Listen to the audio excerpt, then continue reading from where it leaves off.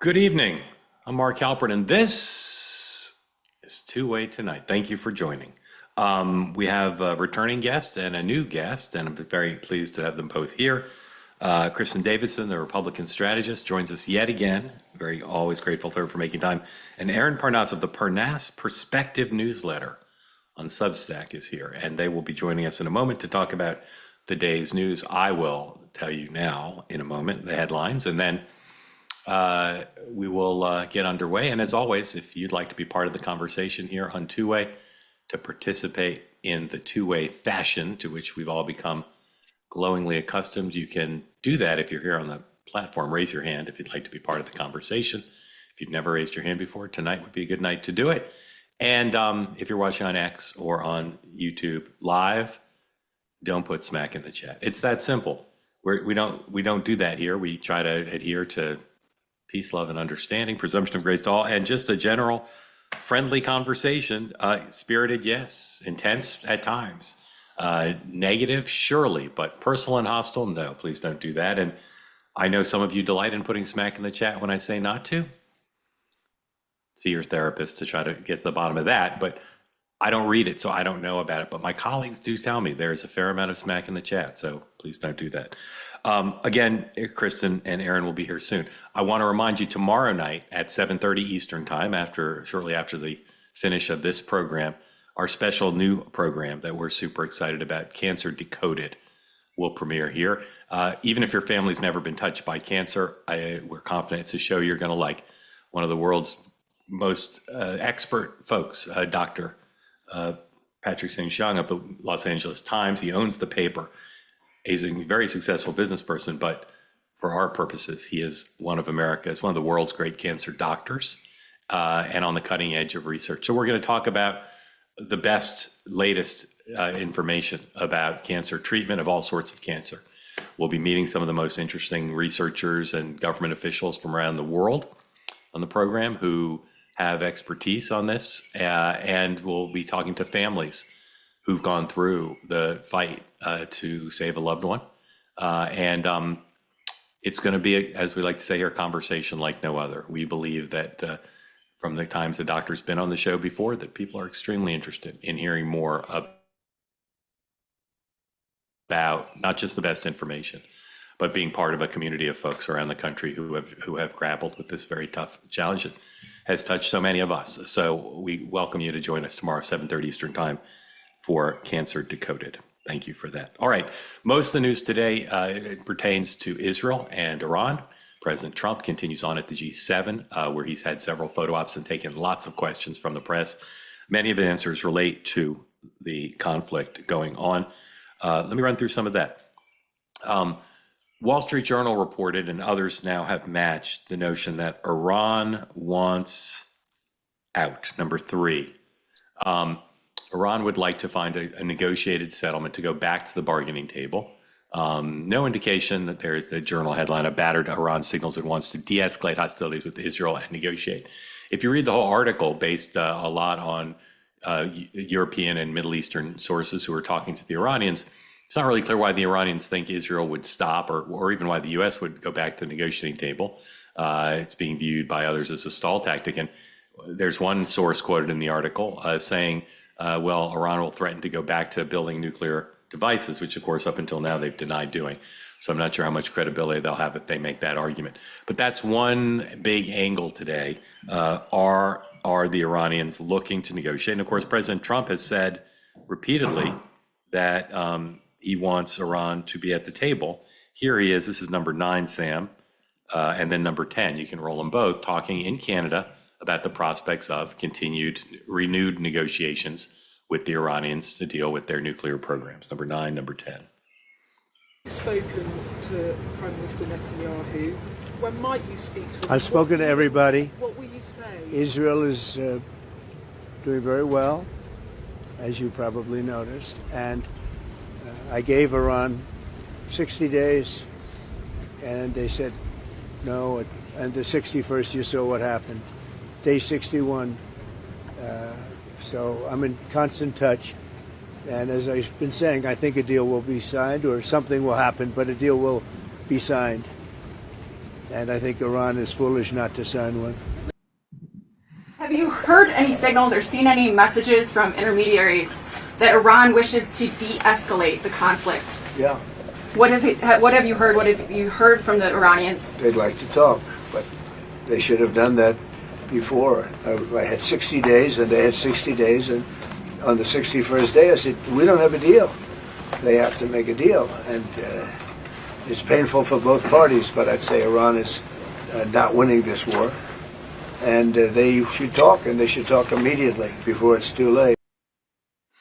Now, the one area where there is dissent from the president's statement, I think the one area that Israel's winning the war, pertains to the question of the Iran nuclear program, which is, of course, the main justification that Israel has put forward for this attack on Iran, extended now to a TV station, at least one TV station.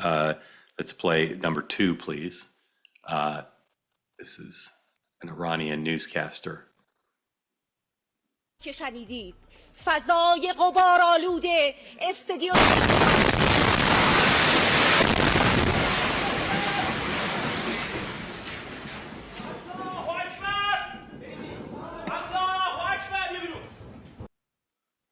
Now, she works not in a nuclear facility or in a military or intelligence facility, but at a news station. And so that is either a mistake or an escalation.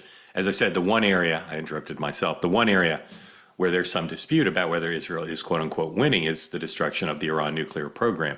And there continues to be much discussion. Will the United States, with its B-52s and bunker busting bombs, enter on behalf of Israel to deal with the mountain encased Iranian nuclear site? The president continues to say no. American sources continue to say no. The only way the U.S. will get involved is if U.S. assets or personnel are hit. And the president continued in Canada to say no, the U.S. doesn't want to get involved. Regarding the question of regime change, okay, the Israelis say, well, we're not trying for regime change, but maybe regime change will happen as a consequence of the attack. Here is President Trump on the question of regime change, number 8. Do you want to see regime change in Iran? I want to see no nuclear weapon in Iran, and we're well on our way to making sure that happens. So he would not go there. Tucker Carlson and others, part of MAGA, have been very outspoken in the last few days about wanting to avoid an endless war, wanting to avoid America being responsible for a regime change in Iran, because you never know where that will head. Tucker Carlson did a long interview with Steve Bannon in which he talked about his concern that there not be a repeat of what America did in Iraq during the Bush years. Here is number 7, Sam, President Trump being asked about what Tucker Carlson said regarding criticism of the prospect of getting the U.S. engaged in this conflict.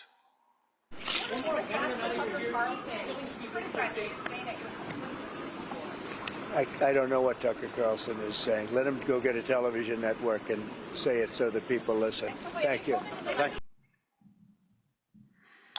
Okay. A couple other things at the G7. President Trump and the Prime Minister of Canada, Mr. Carney, had a meeting. Mixed sense from people about how that went. Some people thought Carney did quite well in dealing with the complexities of standing with Donald Trump. Other people thought less so. President Trump very aggressively took over the meeting and overall is acting, according to some Europeans and Canadians, like he's the leader of the G7, which many American presidents have done. Here is President Trump, number 11, saying something he said in the past, which is he doesn't understand why Russia is not at these meetings, given their stature in the world and their influence in the world. Here's Donald Trump arguing again, Putin should be there, number 11. Very well. I look forward to that. The G7 used to be the G8. Barack Obama and a person named Trudeau didn't want to have Russia in. And I would say that that was a mistake, because I think you wouldn't have a war right now if you had Russia in. And you wouldn't have a war right now if Trump were president 4 years ago. But it didn't work out that way. But it used to be the G8, and now it's, I guess, what's that, 9 years ago, 8 years ago, it switched over. they threw Russia out, which I claimed was a very big mistake. Even though I wasn't in politics then, I was very loud about it. It was a mistake in that you spend so much time talking about Russia, and he's no longer at the table. So it makes life more complicated. But you wouldn't have had the war. Other than that, I think we're going to accomplish a lot. All right, a few other things, and we'll bring in our guests, and then again to your questions. Raise your hand if you want to be in on the conversation. Something else the president talked about today in Canada was the implications of his Truth Social post on Sunday night, where he said the deportation efforts would focus on criminals and on people here in the country illegally who live in blue cities in particular. Here, the president explaining his strategy. Number 12, please. Them to focus on the cities, because the cities are where you really have what's called sanctuary cities, and that's where the people are. I look at New York, I look at Chicago. I mean, you got a really bad governor in Chicago and a bad mayor, but the governor's probably the worst in the country, Pritzker. But I look at how that city has been overrun by criminals, and New York and L.A. Look at L.A. L.A. Those people weren't from L.A. They weren't from California. Most of those people, many of those people, and that's a focus. Biden allowed 21 million people to come into our country. Of that, vast numbers of those people were murderers, killers, people from gangs, people from jails. They emptied their jails out into the U.S. Most of those people are in the cities, all blue cities, all Democrat-run cities, and they think they're going to use them to vote. It's not going to happen. All right, we'll talk about that with our guests in a minute. Two things I want to tell you about the suspect in the murder and shootings in Minnesota from over the weekend.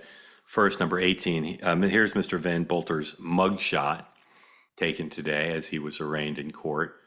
He said that he doesn't have money to pay for legal counsel. And the Star Tribune, number 17, reports that he went first to the home where he shot two of the legislator and a spouse. And then between that and the second home where he did shoot, he went to two other homes, according to the indictment, with intent to kill. And there was no one at those residences when he was there. So he left, and at one of them, apparently he encountered a real police officer. So that story still has a lot to play out. There's a few more pieces of tape I want to show, but I'm going to wait and show them to our guests, and they will be here in a moment. But I have something to tell you, which is this program has a new sponsor, and we couldn't be more delighted to have a new sponsor. Our sponsor is Cozy Earth. You've probably seen their ads many places and think, well, what do I need, more bedding or more clothes? And the answer is because it is summer. I will acknowledge to you, I like a lot about summer. Get some sun with my son, go swimming. A little bit of a slower pace, but summer is also very hot. And if you're someone like me who has trouble sleeping when you're warm, or like your clothes to help you cool down, then I would recommend to you consider Cozy Earth. Their stuff is made from viscose, which is made from bamboo. It's naturally wicking away heat from your body, moisture from your body. Again, don't want to get too personal, but I can understand why people want to be cooler in the summer and want to avoid moisture on the body, and of course, sleeping. Cozy Earth's bamboo sheets, probably one of their most signature products, are designed to allow you to sleep better, sleep cooler. Same with their all-day tee, very comfortable, and their studio pan collection, all of which combine to give you a different experience. If you've been using the same sheets and you're not warm enough, or you're too hot rather, if you've been wearing shirts that don't make you feel comfortable, I recommend to you Cozy Earth. You can get the bedding and try it for 100 nights, and if you don't like it all summer, you decide it's not perfect for you, you can return them hassle-free. And if you decide to keep them, which you will almost certainly, 10-year product warranty on all their bedding products. That is a decade where you can keep them and stay cool no matter how warm it is. So upgrade your summer sleep right now. Head to CozyEarth.com. If you do, I'd like you to use the code TWOWAY for 40% off their best-selling sheets, pajamas, and more. As the good folks at Cozy Earth say, sleep cooler, lounge lighter, and stay cozy. All right, that's our folks at Cozy Earth. Now, I want to tell you about our guests. Two great guests. Couldn't be happier to have them here. And I want to show them a few more things, a few more items from the morning, or the day rather, and then we'll go to your questions. So if you'd like to be on the conversation, please raise your hand. And I'd say, Sam, if you could bring in our two guests, that would be excellent.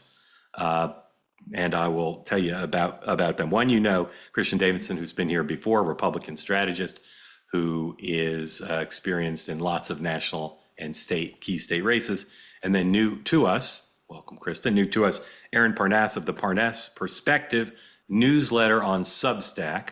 Kristin, I know you read a lot of Substacks, but I'm not certain you read Aaron's, but you will after tonight. Aaron, welcome. Thank you for joining. Very glad to hear you. Tell Kristin, and everyone else will listen in, about your Substack. How often does it come out? What's it about?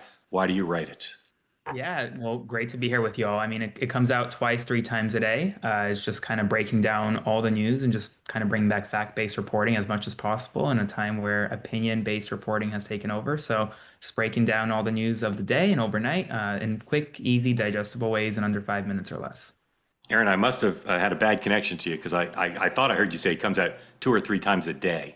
It does 2 or 3 times a day, sometimes even more. I mean, in this crazy news environment, Mark, you know just as well as I do, news doesn't stop. 2 or 3 times a day. It's awesome. Kristin, 2 or 3 times a day. I can see the impressed look on your face. Aaron, tell people, how would you describe yourself ideologically? Are you a nonpartisan journalist? Do you have a particular point of view ideologically? Well, listen, as Ben Shapiro likes to say, facts don't care about your feelings, and I try to stay as center and nonpartisan as possible. I mean, personally, I have my own personal biases, and I am definitely center left personally, but the reporting that I do is I try to keep as center as possible. All right, let's do just a quick rapid round for the two of you, so those who aren't familiar with you can get to know you, and we'll compare and contrast. Best president from Reagan forward in the United States. Best president from Reagan forward. Aaron. It's a tough question to ask me. I'm 26 years old. I don't know any president before Trump. So I only remember 2 presidents, but I'd have to say probably in terms of policy, Clinton. Clinton. All right, Kristin, best president, Reagan forward.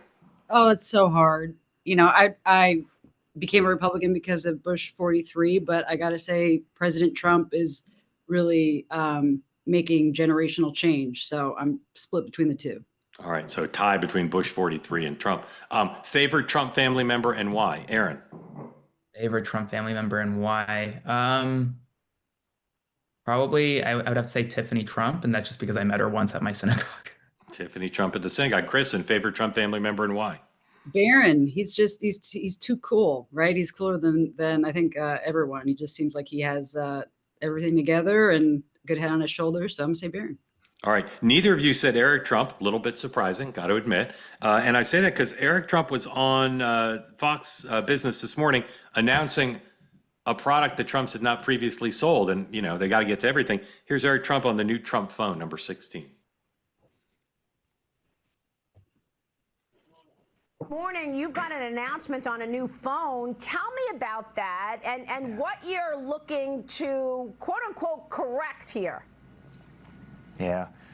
Well, you know what, Maria, more and more we're using technology as a company, right, to correct the problems. Obviously, Truth Social was to correct freedom of speech, right? I mean, he lost his throughout the political process. Obviously, crypto, and we've got the biggest projects in crypto, was to correct another problem, which is the fact that they were debanking all conservatives. I was the most canceled person probably in the history of the country. And now we're doing Trump Mobile, and Trump Mobile is going to revolutionize cell phones, mobile calling. We're going to do it better. We're going to do it safer. We're going to have more functionality, more features. And the coolest thing about all these ventures is we're doing it right here in the United States. You're not calling up call centers in Bangladesh. You're not, you're doing it right out of St. Louis, Missouri. And you're going to have phones that are made right here in the United States of America. And it's going to be cheaper, $47 a month. You're going to have more international dialing for free, hundreds of countries, international dialing for free. It is the biggest bang for the buck, and we're really excited to get into the space. I mean, when you take kind of technology, obviously real estate's always been our bread and butter, but when you take the technology world between the social platforms, the actual hard devices, which is really what Trump Mobile is, and then kind of the true retail banking, CeFi, DeFi, worlds of cryptocurrency, which is no question where the world is going. I really believe we're going to have one of the great kind of tech platforms as part of the Trump organization of any company in the world, and I couldn't be more proud of Trump Mobile. All right, I'm going to get you two on Israel and Iran, but I wanted to start with this, just break things up a little. Kristin, will there ever actually be Trump Mobile and Trump phones, or is this another one that won't happen? Oh, I'm sure there will. I don't know if I'll ever see one, but I'm sure people will buy it. I don't. Okay. Yeah, Kristin says there will be Trump phones by the end of the year or before too long. Aaron. I don't think so. I mean, there was a report today from 404 Media that suggested when people were signing up, the website was already crashing. Folks were having a hard time getting on or signing up. I mean, maybe you'll have a phone or two and they'll tout it. But even Eric Trump admitted today saying that eventually they'll be made in America. So they're not even being made in America right now. So I don't know. Who knows? All right. Thank you both for that. Kristin, what are you wondering about regarding Israel and Iran and the U.S.? What are the things that are on your mind in terms of trying to project forward to what you're wondering about? Well, I think like most people, there are a number of things that we all wonder and we'll never have answers to right now. But I think right now mostly is how forward President Trump and the administration will get on it. You know, right now I think they've been fairly reserved, but also supportive. I'll be curious to see when that shifts, if it shifts to a more aggressive posture in terms of involvement or anything like that. And Kristin, as an American, are you more in the Tucker Carlson camp, skittish about the prospect of America getting involved in this conflict in a direct way, or more in the Newt Gingrich camp of bear any burden, pay any price to make sure that there's regime change? Yeah, I'm in the Gingrich camp, and I do think there were many Republicans who were a little hesitant on the America First posture and nervous about too much isolationism. And I think President Trump's approach to this conflict has really reassured, many, myself included, many of us that, safety of the world and common sense things like Iran shouldn't have a nuclear bomb really are still part of, our platform. So I think it's, I'm in the Gingrich camp, I'm in the Trump camp on this one. And I think Tucker Carlson is wrong on that fact. Aaron, how would you describe the level of confidence you have that President Trump's got this? I don't know. I mean, I would say 5 out of 10 or so, about 50%, just because I don't really know what's behind the scenes. I mean, what's reported publicly is only a scintilla of what's actually happening behind the scenes. If you asked me a week ago whether or not the United States was involved in these strikes, you'd go off of what the United States is saying publicly, that they had no involvement, but the Israelis are saying that they did have involvement and they've been coordinating this entire time. So you really don't know what's happening behind the scenes. And I think until we learn more information, I can't give you more confidence right now, at least. Aaron, how much confidence do you have in Benjamin Netanyahu to do the right thing for his people and for the planet? I think I have confidence in Benjamin Netanyahu doing the right thing to save his own ass. I don't know that I have that much confidence in him in saving the planet by any means. I think that he is a leader who wants to stay in power as long as possible right now. Okay. Kristin, one more for you on this. I've been a little bit surprised at the somewhat muted reaction from Democrats and from Arab countries, Gulf countries, European countries. Certainly some people are expressing disapproval of what Israel's done, but it's pretty muted to my sensibility. I'm wondering what you think of that. I'm surprised too. I would have thought there would have been more objection, particularly from Democrats in the United States. But I think even if they might not agree with it, maybe they know it's the best thing for the world right now. So we'll see how long it goes. And I think for the most part, Democrats have seen, how their positions, particularly when it comes to Gaza and other topics in the Middle East, how they have not played well. And so I think from their perspective, being quiet and watching right now is probably smart. I'm just surprised that that's what they're doing. Yeah. Aaron, is this something where you think there's leave the politicians aside, do you think there's a bipartisan consensus in the United States about what's going on, or do you think this is a split of sorts? No, I think more or less bipartisan consensus. I mean, you have your extremes on the right and the left, but ultimately I think everyone agrees that a nuclear Iran is bad for everyone, regardless of political party you're aligned with. So I've been seeing bipartisan consensus so far. Okay, let's talk about the shooting in Minnesota and the impact it's having on the national conversation and on elected officials. Kristin, you have worked with a lot of elected officials. It seems to me this will make it harder to get people to run for public office. But I'm wondering if you think I'm overstating the impact it's having on the psyche of electeds and people who think it might or want to run.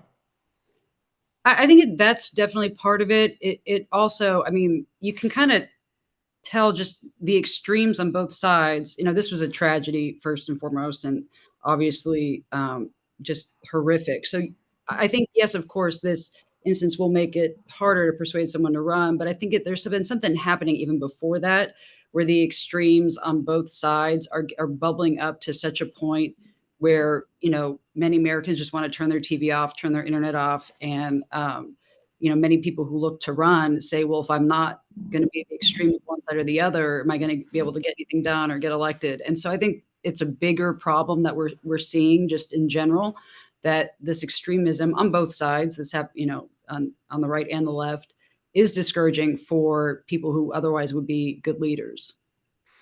Aaron, what do you think the implications of what's happened are?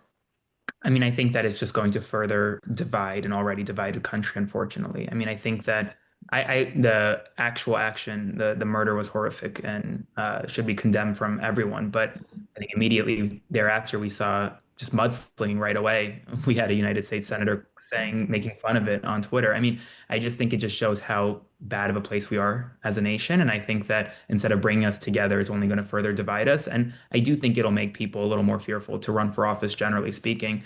Anytime you have a threat against lawmakers, I mean, I think there was a report that congressional lawmakers, their text chats were blowing up after the shooting because they're now scared for their own lives, even more so than before. So it's unfortunate. It really is.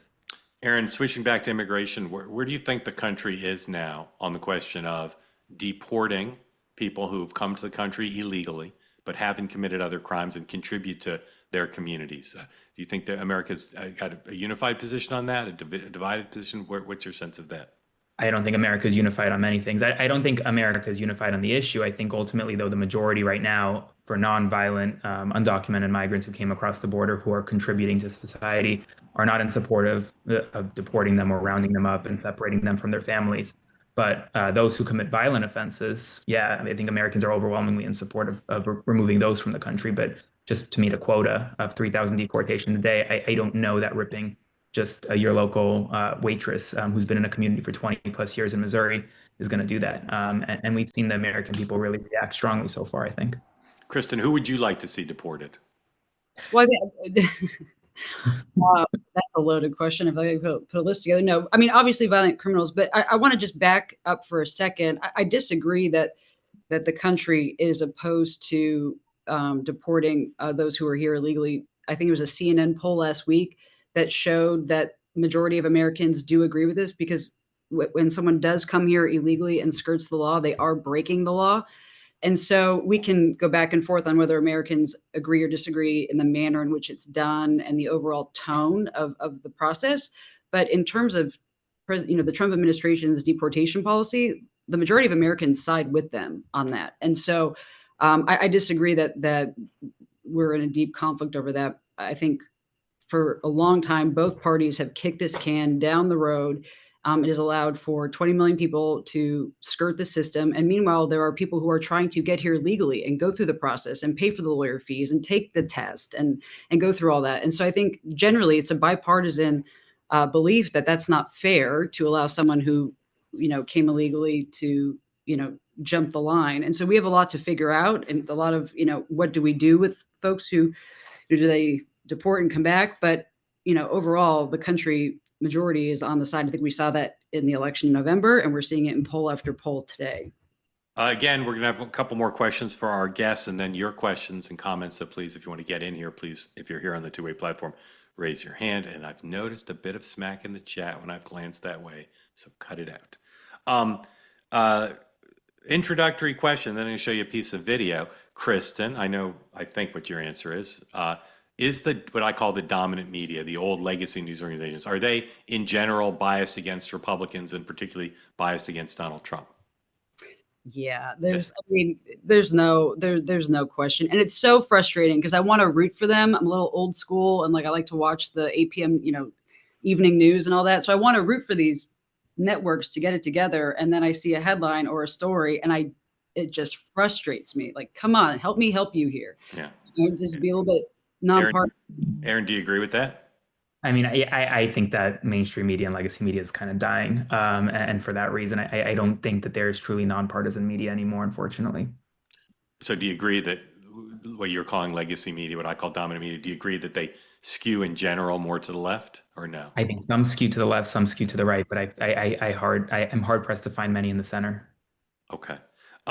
Here is Terry Moran, my former ABC News colleague, who was fired by ABC after he tweeted late at night attacking Stephen Miller and President Trump. He did an interview with the New York Times in which he said he was not drunk, that he'd taken a meditative walk with his dog and thought through and said it was important to tweet this. And here he is with the Bulwark, Tim Miller, no relation, explaining his point of view about journalism. Please roll number 15. Feeling is you don't sacrifice your citizenship as journalism, and your job is not to be objective. There is no Mount Olympus of objectivity where a Mandarin class of wise people have no feelings about what their society. We're all in this together. What you have to be is fair and accurate. And I would refer to the interview with the president that I did, or a lot of my work. And I would also say that this, while very hot, is an observation, a description that is accurate and true. So, Kristin, I am not a Mandarin and I've never been to Mount Olympus, but I disagree respectfully with Terry saying there's no such thing as objective journalism. What's your point of view on that? Agree 100%. I mean, there have been so many individuals who have done this job well and done it fairly and done it right. I mean, I don't know. When you say I wasn't drunk when I tweeted it, my experiences, you probably were. It's fine. I mean, it's okay, Terry. But I mean, if you have to deny it, then, it's a little wild there. No, I mean, there have been titans of journalism who have done it the right way. And it's sad to see that we just are losing that now as a industry. Aaron. Yeah, I mean, listen, I tend to agree. I mean, I think Terry Moran's a great journalist, and I'm glad he's going to find his footing on Substack. But I do think that the idea of a nonpartisan objective journalist is dying, but shouldn't be, right? We should kind of bring back the Walter Cronkite style reporting, and it's just not there right now. Aaron, do you see anybody who you'd put in that category? Right now, yeah. Unfortunately, not really. I mean, it just is what it is. Okay. Aaron's going to have to go at some point, and I don't want to make sure before you go, Aaron, that you tell folks again about your Substack. How do they find it? Is it free? How can they become a subscriber? It's completely free. It's just aaronparnas.substack.com. I'll throw it in the chat as well. Okay, there it is. And again, I started reading it a couple weeks ago when we started talking about having Aaron on. I recommend it to you.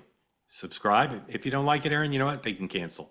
But sure. But I bet they keep going. All right, bring folks in for your questions. As always, you'll come in, you'll unmute, you'll tell us where you are and what's on your mind. And we start with Riva. Riva, if you've been on before, I apologize, I don't remember. Is this your first time on?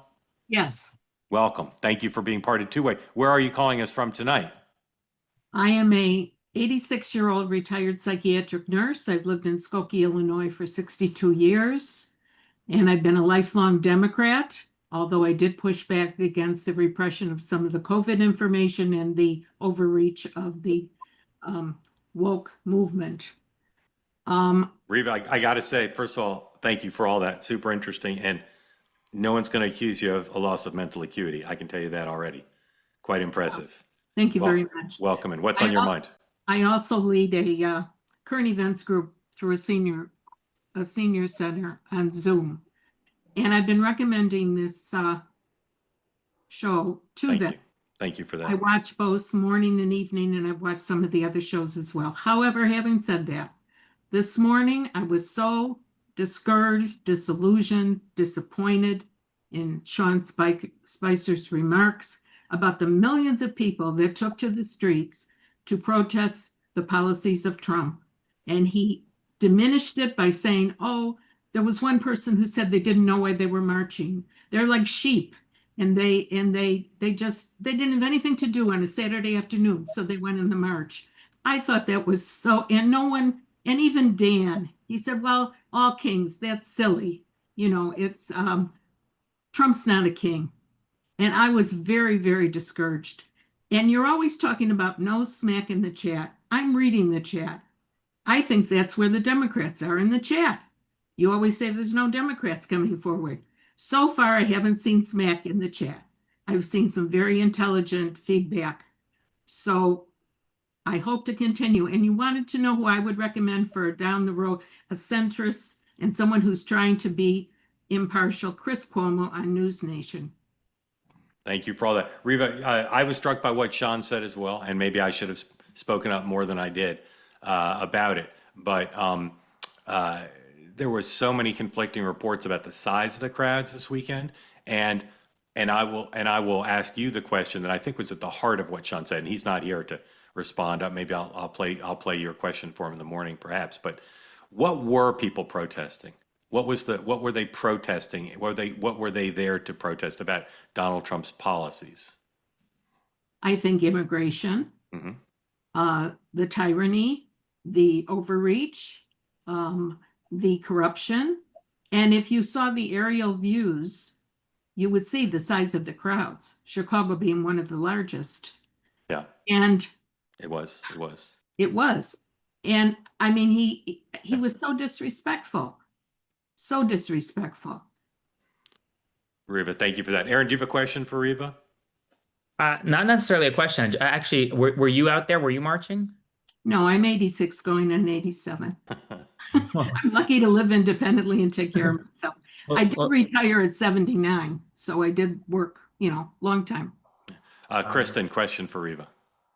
Well, thank you for your question. Actually, you mentioned the chat, and I just looked and someone asked which poll I was talking about. It was CBS. That they're the ones that found that majority of Americans, CBS YouGov last week, over 50% support the immigration policies. But my question for Riva would be, not to diminish the protests. I think they were large and coordinated, right? You had Birmingham, Alabama, and New York City. So I'm not going to deny that there was a well done, organized effort there. My question to you is, how does that translate into action? That's always been my issue with protests. It's all, everyone has the right to do it, and it we support it and go and do it. But at the end of the day, that's not going to bring change. The change is going to come at the ballot box. So how do those who support the protest and share the same viewpoint, how are they going to, and this is to Aaron too, how does that then get to the Democrat Party to go and win this year in the states that have elections, and then next year? Because to me, a protest is great, but it's a moral victory. You need to go and actually make change at the ballot box if you really disagree with the problem. And so far, we haven't seen the Democrat Party get their act together enough to win a dog catcher race, let alone shift the control of the U.S. House of Representatives. That was unneeded, that reference, by the way.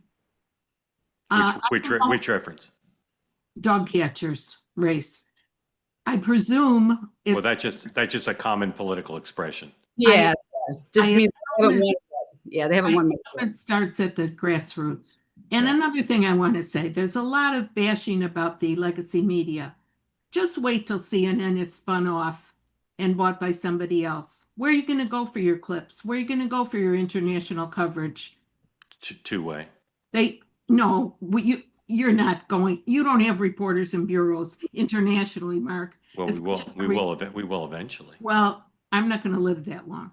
So I'll hurry up. Be careful what you ask for. Okay. Riva, thank you. Very grateful to you. Please come back. I'm really glad and honored to have you a part of two-way. President Trump on Truth Social just said that people should evacuate Tehran.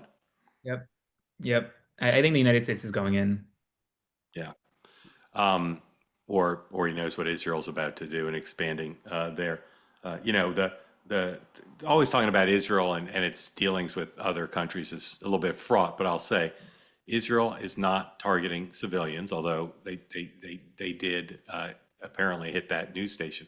But once the Iranians decided to hit apartment buildings, I think it was pretty clear that Israel and maybe the U.S. Were not going to tolerate that. So we'll keep tracking that.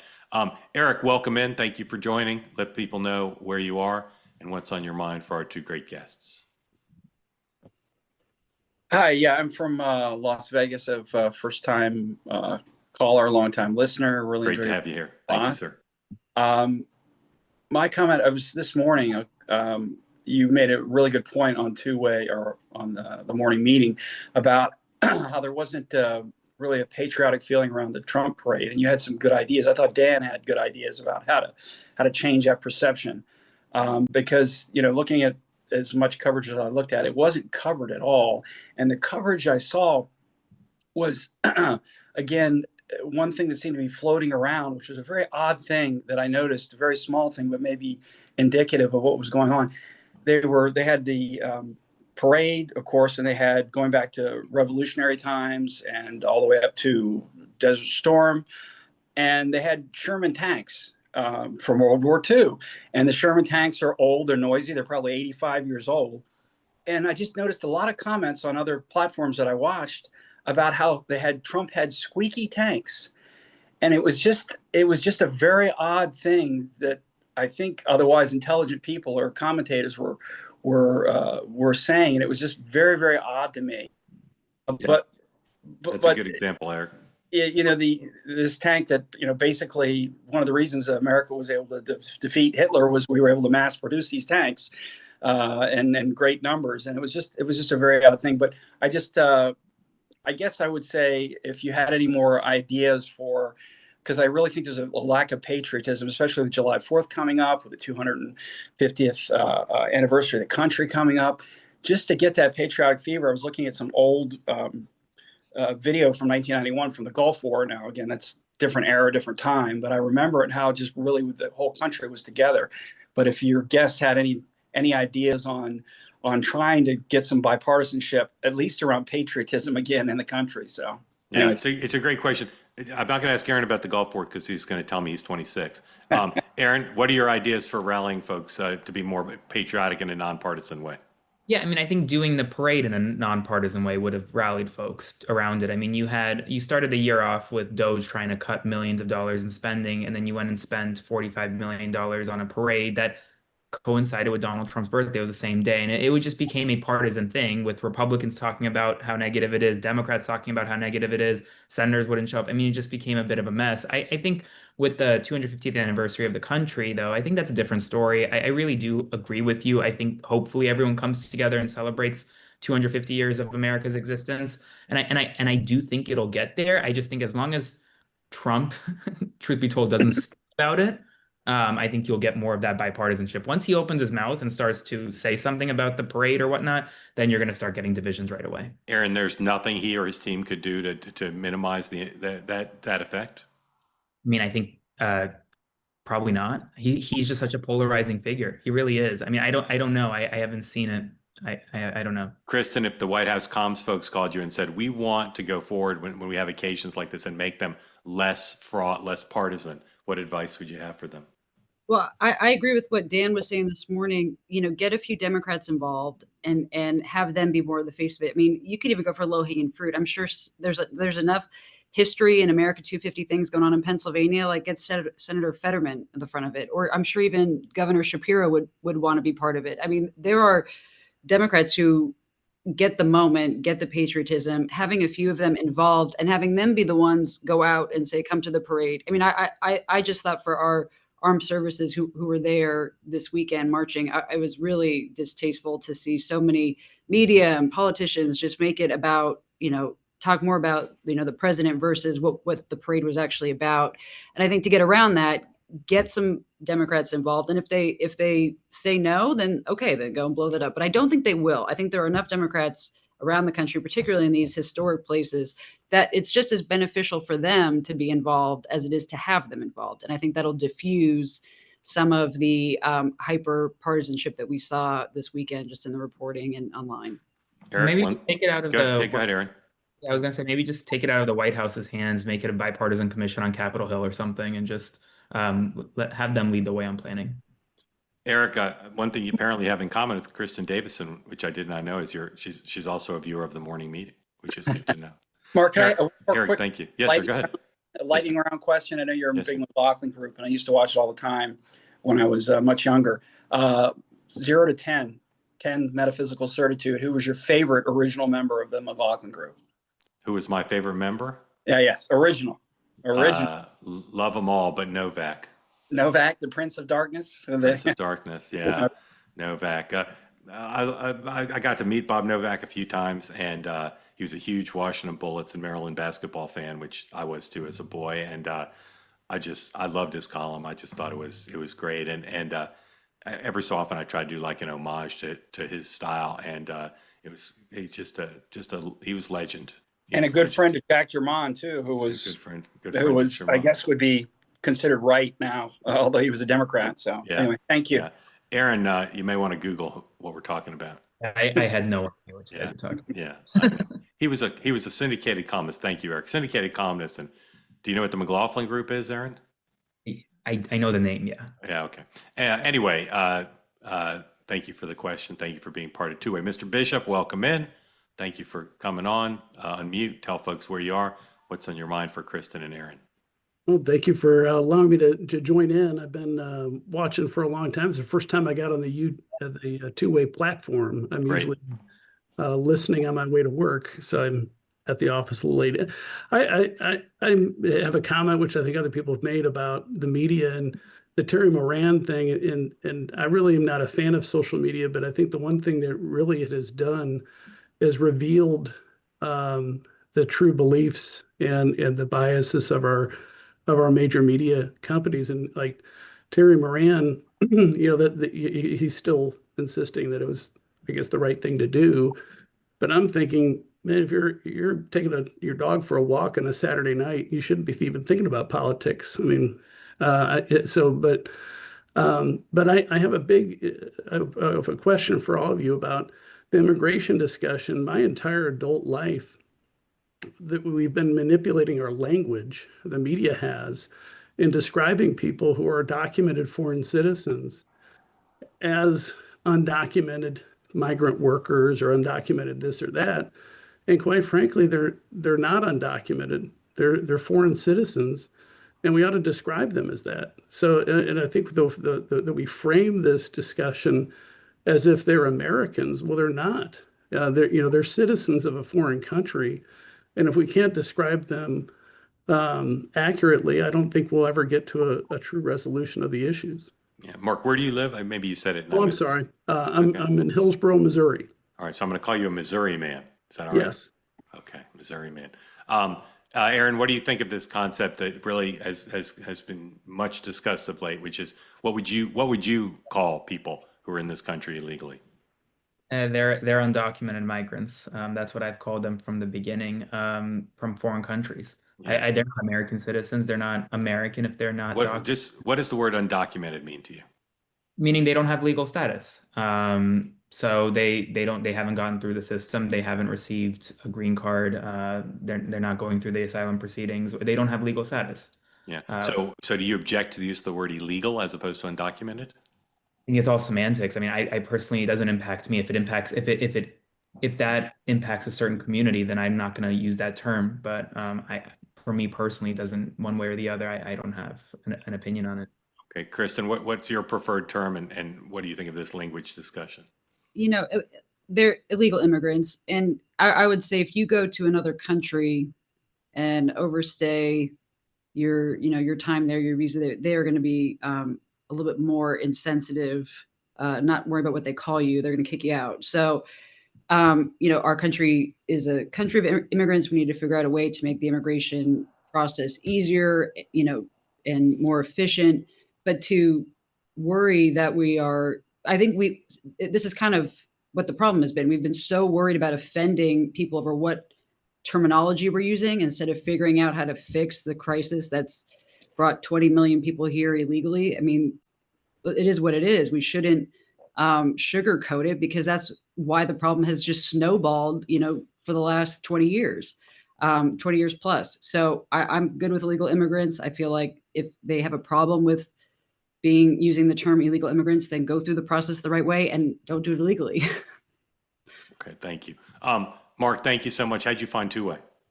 I think it was, I looked it up after you broke the story about Biden leaving the race. And I think after that, I just found the search for you, and I've really enjoyed it. I wish you'd let Dan speak a little bit more in the mornings and not let Sean interrupt him so much, even though I agree with Sean about everything, I think. But I really enjoy listening to Dan because he gives me a different perspective than I would normally hear. Mark, thank you. Grateful to you. Sure. Come on tomorrow. We'll let Dan talk the whole episode, maybe. Grateful to you. Aaron, before you go, because I know you need to go, just what's your goal with your Substack? What are you trying to, since you're not charging for it, what are you trying to achieve with it? Just educating as many folks as possible, especially young people. The majority of my followers are under the age of 40 years old. So just getting folks who aren't watching the news excited about the news again. And where'd you grow up? In Boca Raton, Florida, South Florida. Yeah, and what do you think, do you have any idea what prompted your interest in public policy and politics? I always knew I'm a lawyer by trade. I went to law school, graduated now 5 years ago, clerks for a federal judge, did all that. And I always knew that I wanted to kind of go into this like advocacy role rather than behind a desk pushing papers. Okay. Well, grateful to you for coming on, and we hope you'll come back regularly. Much appreciated. Sure. Thank you. All right, Kristin's still here, and we'll go to Sue. Sue, tell folks who don't know where you are and what's on your mind for the great Kristin Davison. Thanks very much. Hi, Kristin. My question is about Iran and Israel. Trump has said that he wants Putin to be the negotiator between the two. And just trying to wrap my head around that. Obviously, Trump doesn't want to be the one negotiating this. I don't think his negotiations so far with the other conflicts have gone very well. But I don't understand what he's going to get out of this. Is this, is there a backdoor deal with Ukraine that he's going to put Putin in charge of this? I mean, maybe you have some insight into that. Great questions. Kristin. I don't know if I would say I have insight, but, I think it is part of the strategy. I think Trump is always, maybe one or two steps ahead in that sense. But face value, looking at it, it's almost like getting, you're on the schoolyard and there are two bullies in different camps and trying to, get them together to, have the bigger bully, maybe get the smaller one in line, could be how he's viewing it. I mean, I think it's dangerous if Russia and Iran are partners and working together. Right. And so it could be that if Russia is on the side of not allowing Iran to have a nuclear weapon, then it's pretty hard. Iran doesn't have anyone left, right? I get that Putin has a better relationship with Iran than most other world leaders do. I mean, obviously they were helping him in the Ukraine war, and there's all this interconnected. Yeah, I don't think this is tied to Ukraine. I think I would think that maybe let's take Ukraine off the table and focus on this right now, right? I think that would almost be the conversation, just because there's so much going on that side of it. To me, it would seem that Putin would agree with the posture of the United States, and so having someone like that who has worked with Iran before also agree with the rest of the world would be impactful. Well said. Sue, thank you. Grateful to you for coming back. Much appreciated. Tom, welcome in. Tell folks where you are, whether you think Glenn Youngkin would make a good president, and what's on your mind. He did a great job on the video there, opening the parade. Yeah, you think he'd be a good president? I think so, but Vance is going to be our guy, or my guy. But he's gonna continue the golden age.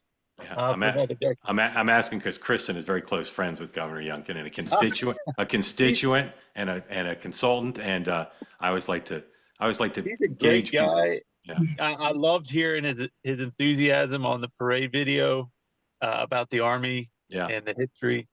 But yeah, actually, just reflecting on that, no matter what Trump does, the Democrats are always going to go against it. Even with this parade, it wasn't anything about Trump. It was all about the Army. He even stood and saluted each group individually by himself, stood up and saluted his commander-in-chief. I just thought that was so special. But here's the deal. Trump is going to be the one that will lead the Middle East to a prosperous and peaceful decades, hopefully many decades. going forward once Iran, the regime falls and Iran takes over, the people take over, and whatever comes out of that. Through his leadership with the Abraham Accords, through his leadership with the trips, all the work he's done with the Middle Eastern partners, the environment has been set for what has been needed for 2 decades, for the one cog in terror in the Middle East, Iran. And you know, the Bannon Tucker Carlson crowd keeps bringing up Iraq and Afghanistan, and they're wrong. This is a totally different scenario, totally different moment in history. And it is going to go down as he is going to go down as one of our best presidents. And I am looking forward to Iran and Israel leading the Middle East to a beautiful future. And the Democrats won't, you know, he got shot, almost got shot in the head, his head blown open. And they spent, what, 3 days talking about it? And that was it. They moved on. Tom, thank you for that. Democrat president, they would have droned on for weeks about it. Yeah. Let's let Kristin respond to some of what you said. Kristin, pick up on whatever you'd like about what Tom said.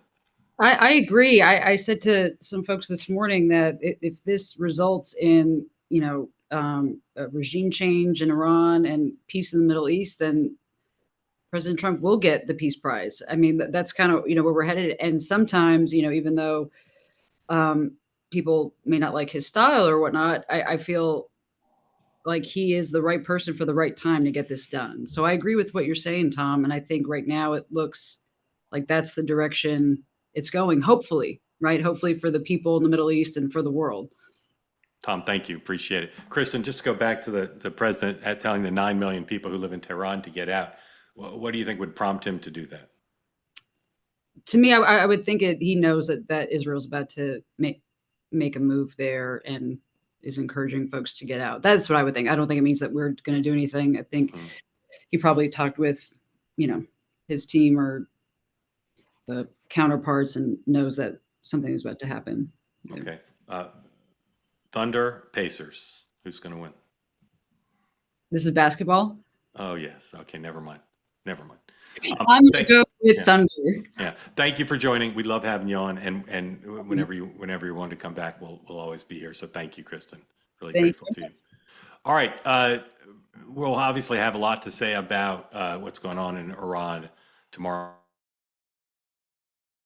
morning, 9 a.m. Eastern Time, the morning meeting. Please join us then. And then this program will be back, of course, at its regular time, 6 Eastern. And then I'll remind you once again, really want folks to come join us at 7:30 tomorrow. If you've ever dealt with cancer or know someone who has, we'd love for you to be part of the premiere of Cancer Decoded. I'll be there along with Dr. Patrick Soon-Shiong, one of the best cancer experts in the country and a man of extraordinary intellect and compassion. And we will talk to one of his colleagues about some new cancer research. And then we'll spend much of the program taking your questions and hearing your comments. So please, if you want to be part of a community in this country, in this world, that want to figure out how to deal with cancer in terms of science and in terms of attitude and everything else that goes into it, please join us tomorrow.